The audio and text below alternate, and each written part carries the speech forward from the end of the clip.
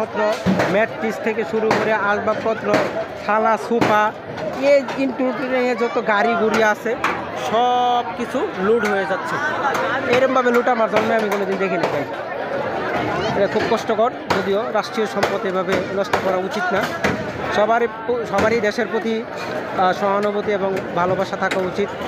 একটা দেশ এরকমভাবে ধ্বংস হয়ে যাচ্ছে চোখের সামনে, জিনিসগুলোর সঙ্গে খুব খারাপ লাগতেছে।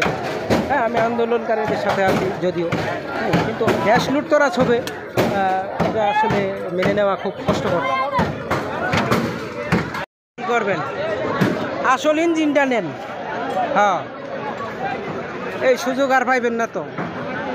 আজকে যে সুযোগ পাইছেন, আজকে মনে করেন 15 বছরে যা আপনারা আশা করছিলেন ওইটা আসলে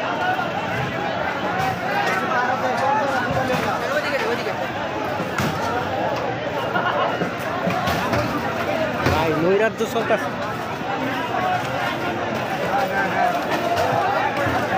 লুটতরাজ চলছে ভাই।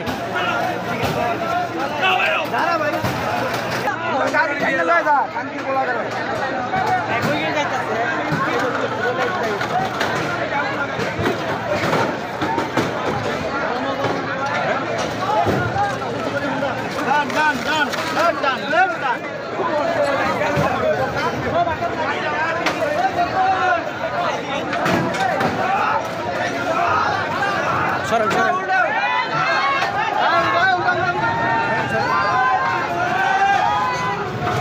টয়ার মনে সোফা লুটতরাজ হচ্ছে। রাষ্ট্রীয় সম্পদ লুটতরাজ করা দণ্ডনীয়।